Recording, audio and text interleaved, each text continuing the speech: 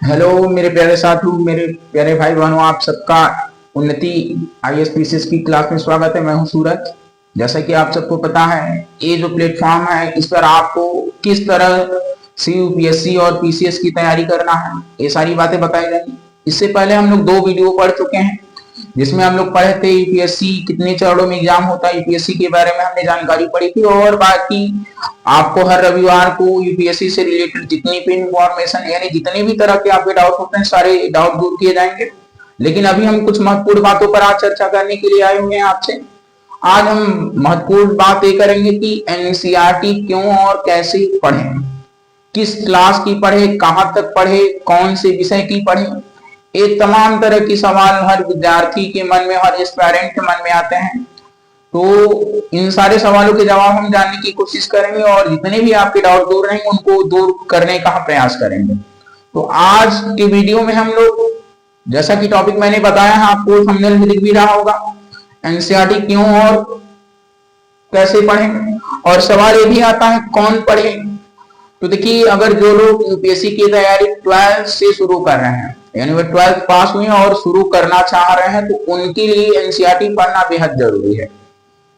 और बात आती है, जैसे यूपीएससी की तैयारी जो होती है ये हर बैकग्राउंड के लोग कर सकते हैं, इंजीनियर भी। तो जो लोग ग्रेजुएट हो चुके हैं, 12th पास हो चुके हैं, लेकिन अभी तक उन्होंने एनसीईआरटी नहीं पढ़ी है, तो उनको जरूर पढ़ना चाहिए।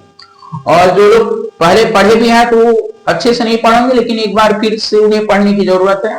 तो यानी कहने का मतलब ये है कि सबको पढ़ने की जरूरत है। जो लोग खास तौर से यूपीएससी का एग्जाम देना चाहते हैं, तो उन सभी के लिए बेहद जरूरी है कि वो एनसीईआरटी की पुस्तक पढ़े, जिससे ये केवल प्री के लिए नहीं बल्कि इसका जो हमें फायदा होगा मेंस एग्जाम में, आंसर राइटिंग प्रैक्टिस में हमारा अभ्यास बढ़ जाएगा। तो आज इसी पर हम बात करेंगे, एनसीईआरटी क्यों और कैसे पढ़ें।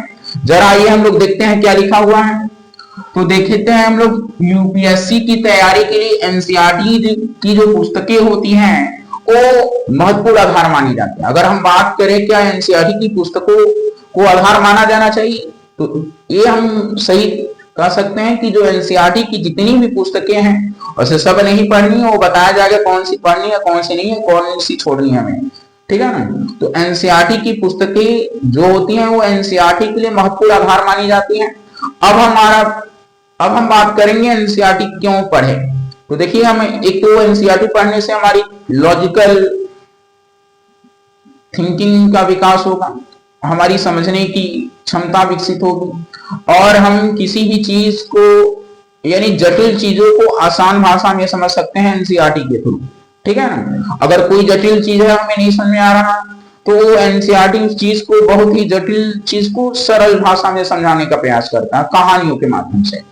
तो एनसीईआरटी पढ़ने से हमें बहुत फायदा होगा, ठीक है ना। जरा हम बात करते हैं एनसीईआरटी क्यों पढ़ें। तो एक तो यह बात याद रखना है, अवधारणा स्पष्टता। एनसीईआरटी पढ़ने से हमारे भीतर कॉन्सेप्चुअल क्लियरिटी आ जाएगी। किसी भी टॉपिक को हम पढ़ रहे हैं, बाकी किताबों से पढ़ रहे हैं, नहीं समझ में आ रहा है, तो पहले रेफरेंस बुक पढ़ने से पहले एक बार एनसीईआरटी यदि हम पढ़ लेते हैं, तो इससे क्या होगा, हमारा कॉन्सेप्चुअल क्लियरिटी रहेगा, यानी अवधारणा जो होगी स्पष्टता रहेगी, ठीक है ना। जैसे कहा जा रहा है, एक पुस्तकें जटिल विषयों को बहुत सरल भाषा में समझाने का क्या करती हैं, प्रयास करती है एनसीईआरटी की पुस्तकें। तो इसलिए ये पढ़ना जरूरी है। और दूसरा क्या कह रहा, प्रामाणिकता की बात। तो ये जो एनसीईआरटी की पुस्तकें होती हैं, इन्हें कोई निजी या प्राइवेट कंपनियां नहीं छापती हैं, ये सरकार के द्वारा पुस्तकें प्रकाशित की जाती हैं। तो अब आगे देखा जाए, तो सरकार द्वारा प्रकाशित होने के कारण इनका डेटा विश्वसनीय होता है, यानी इनका डेटा रॉन्ग नहीं हो सकता है, क्योंकि ये जो पुस्तकें होती हैं सरकार के द्वारा प्रकाशित की जाती हैं और इनसे सीधे सवाल यूपीएससी पूछता है। अगर हम बात करें एनसीईआरटी की जो पुस्तकें हैं और इनमें जो चैप्टर्स होते हैं, सभी चैप्टर्स की बात हम नहीं करेंगे, लेकिन जो चैप्टर कुछ ऐसे होते हैं जिनसे सीधे यूपीएससी सवाल एनसीईआरटी से क्या करेगा, पूछेगा। और हम आप इस वीडियो में भी बात करेंगे कि हम किस तरह से आपको इस चैनल पे एनसीईआरटी को पढ़ाएंगे, ठीक है, सारी बातें हम लोग करेंगे। तो पहला हमने ये पढ़ा है कि एनसीईआरटी क्यों पढ़ना जरूरी है, इसका महत्व क्या है। तो एक तो क्या होगा, हमारा अवधारणा स्पष्टता यानी कॉन्सेप्चुअल क्लियरिटी होगा। और ये पुस्तकें प्रामाणिकता होती है, इनमें जो फैक्ट डेटा दिया रहेगा वो सब प्रामाणिक होता है, ऐसा रॉन्ग डेटा नहीं दिया होगा। और ये हमारे न्यू का निर्माण करती है। जैसे अगर कोई बहुत बड़ी इमारत बनानी है तो पहले हमें न्यू का निर्माण करना होता है, तो उसी तरह से अगर हम यूपीएससी की तैयारी करती है तो ये हमारे न्यू का निर्माण करती है। और ये माना जाता है कि जो एक बार एनसीईआरटी नहीं पढ़ता तो कहीं ना कहीं वो, जैसे अगर बिना न्यू के मकान बना भी दिया जाए तो वो ढह जाएगा, तो इसलिए एनसीईआरटी को पढ़ना बेहद जरूरी है, जिससे हमारे न्यू का क्या होगा, निर्माण। आगे हम देखते हैं, मुख्य परीक्षा में उत्तर लेखन के लिए यहाँ ठोस आधार तैयार करती है। जैसे कि हम लोग पढ़े हुए हैं, हमने बताया था यूपीएससी में 2 चरण होते हैं, एक प्रीलिम्स, मेंस, यानी 3 चरण होते हैं। इंटरव्यू, तो प्रीलिम्स में 2 एग्जाम होते हैं जिसमें कि ऑब्जेक्टिव टाइप के सवाल पूछे जाते हैं, लेकिन जो मेंस एग्जाम होता है उसमें हमें उत्तर लेखन करना पड़ता है। तो उत्तर लेखन के लिए जो एक ठोस आधार प्रदान करती है वो एनसीईआरटी की पुस्तकें पढ़ने से, ठीक है ना, तो इसलिए भी पढ़ना जरूरी, जिससे न्यू का क्या हो, निर्माण। ये 3 बातें हमने कर ली कि एनसीईआरटी क्यों पढ़ना है। तो देखिए किनको पढ़ना है भी क्लियर हो जाए। जो लोग 12th पास है या जो लोग अदर इंजीनियरिंग की डिग्री किए हुए और वो यूपीएससी की तैयारी करना चाह रहे हैं तो उन सबको पढ़ना है। अब अभी बताया जाएगा कौन सी पुस्तक पढ़नी है, कैसे पढ़नी है और कैसे हम पढ़ाएंगे आपको, ठीक है। अब बात आ रही है कि क्यों पढ़े, तो हम पढ़ चुके, अब कैसे पढ़ना है, ठीक है ना। तो एक बात और हमें ध्यान देना है, कैसे पढ़ना है, हमें कक्षावार की बजाय विषयवार को पढ़ना है। कक्षावार का कहने का मतलब यह है कि अगर मान लीजिए हम कक्षा 6 से शुरू कर रहे हैं, कक्षा 6 की एनसीईआरटी में भूगोल है, इतिहास है, नागरिक शास्त्र है, अब ऐसे हम नहीं पढ़ेंगे। अगर हम मान लीजिए भूगोल से शुरू कर रहे हैं पढ़ना, तो हम भूगोल से पढ़ना शुरू करें तो हम 6 से लेकर के 12 तक की पूरी एनसीईआरटी को पहले पढ़ेंगे।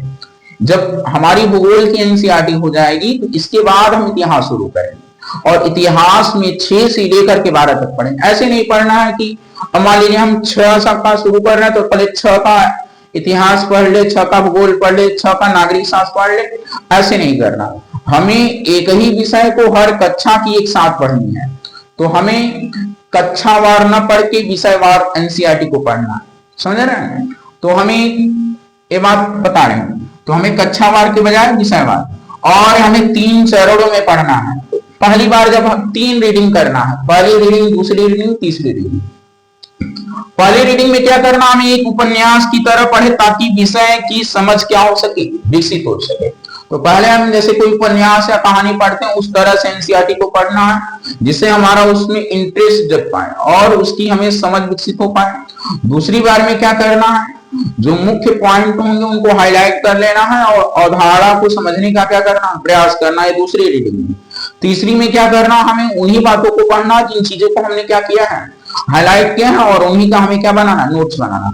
जब एनसीईआरटी हम पहली बार पढ़ेंगे तो हमें नोट्स नहीं बनाना है, एनसीईआरटी हमें लास्ट स्टेज में बनाना है, यानी जब तीसरी बार हम रीडिंग करेंगे तब बनाना है नोट्स, ठीक है ना। तो एक डाउट न रहे कि पहले आप पढ़ना शुरू किए, समझे नहीं, तब से नोट्स ही बनाना शुरू कर दे, ऐसा नहीं। तो अब आगे हम करते हैं सिलेबस से मिलान करें। एनसीईआरटी पढ़ना तो है ही, लेकिन हमें ध्यान देना, हमें उन्हीं चैप्टर्स को पढ़ना जो हमारे सिलेबस से मैच करेगा। जो हमारे सिलेबस से मैच नहीं करेगा हमें उस चैप्टर को क्या कर देना, छोड़ देना। तो ये भी ध्यान देना है आपको, जो हमारे सिलेबस से संबंधित होगा उसी चैप्टर को एनसीईआरटी का पढ़ेंगे, ठीक है ना, और जो हमारे सिलेबस से संबंधित नहीं होगा उसको हम नहीं पढ़ेंगे। और क्या करना है, अभ्यास करना है, यानी एनसीईआरटी की पुस्तक यदि हम पढ़ रहे हैं तो उसके नीचे बहुविकल्पी प्रश्न भी दिए रहते हैं, उत्तर लेखन के लिए भी प्रश्न रहते हैं, तो वहां हम उन प्रश्नों को लिखने का भी अभ्यास करेंगे, जिससे मेंस एग्जाम में बहुत एक महत्वपूर्ण आधार, ठोस आधार बने, हम उत्तर लेखन कर पाए अच्छा। और अब ये तो बातें हमने कर ली क्यों और कैसे पढ़ना, अब हम बता रहे हैं आपको कैसे पढ़ाएंगे। तो पहले तो हम आपको सिलेबस बताएंगे यूपीएससी का, हर सब्जेक्ट जितने भी विषय हमें पढ़ने होते हैं यूपीएससी में, जैसे आपको सिलेबस पता रहेगा तो तब आप एनसीईआरटी पढ़ेंगे तो आपको पता रहेगा कि हमें कौन सा टॉपिक यानी कौन सा चैप्टर हमारे सिलेबस का हिस्सा है और कौन सा एनसीईआरटी से मैच करा, तो जिससे आसान होगा कि हम उस चैप्टर पर ज्यादा फोकस करेंगे। तो इससे पहले अभी हम नेक्स्ट वीडियो में आपको सिलेबस बताना शुरू करेंगे। अब हम बता रहे हैं आपको हम कैसे एनसीईआरटी चैनल पे पढ़ाएंगे। तो हम कक्षावार शुरू करेंगे, कक्षावार नहीं विषयवार। अगर मान लीजिए हम एनसीईआरटी शुरू कर रहे हैं भूगोल, भूगोल ठीक है, तो भूगोल की हम शुरू करेंगे 6 से लेकर के 12वीं तक की एनसीईआरटी को एक साथ पढ़ेंगे।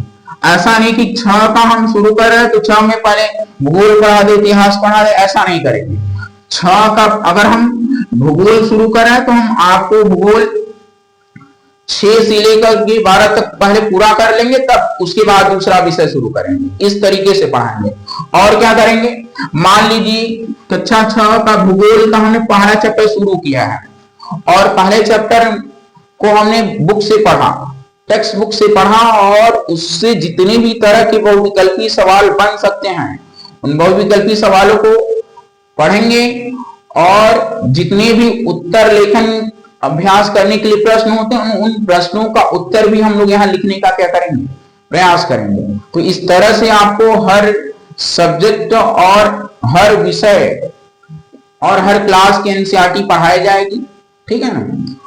और ये बात आती है कि हम कौन से विषय की एनसीईआरटी को पढ़ें।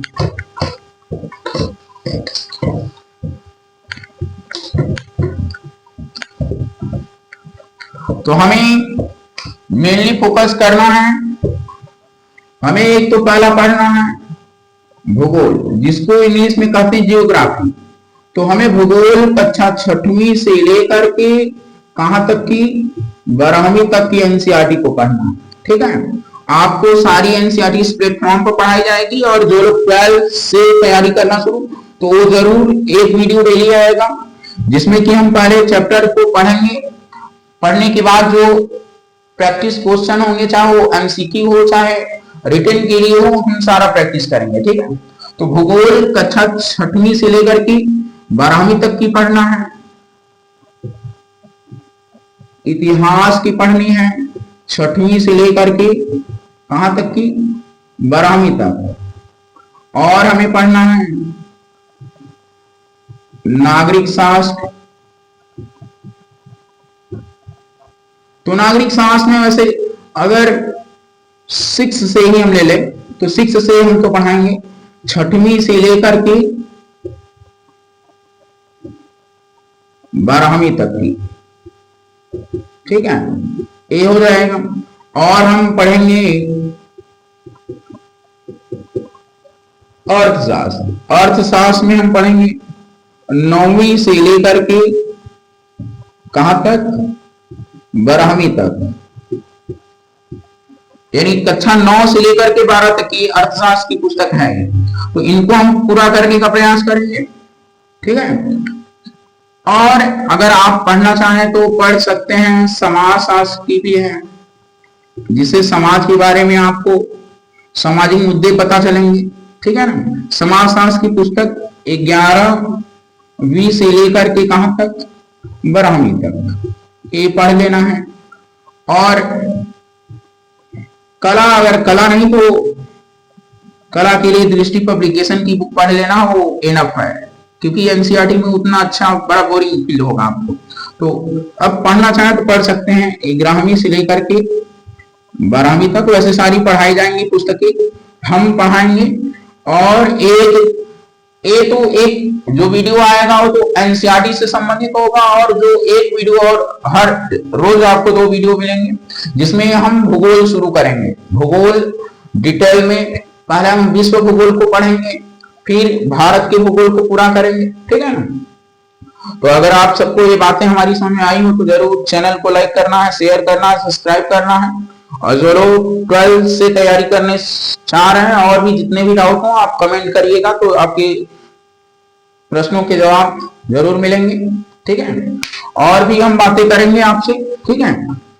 और अभी इससे आगे वाले वीडियो में हम बताएंगे यूपीएससी का सिलेबस, और हमें कौन कौन से विषय पढ़ने होते हैं, उनका सिलेबस क्या है, और जो हम सिलेबस पूरा करेंगे वो कहां से करेंगे, कौन सी किताबों को पढ़ेंगे कि जिससे हमारा सिलेबस पूरा हो जाए। तो इन सारी बातों पर चर्चा हम नेक्स्ट वीडियो में करेंगे। धन्यवाद आप सबको।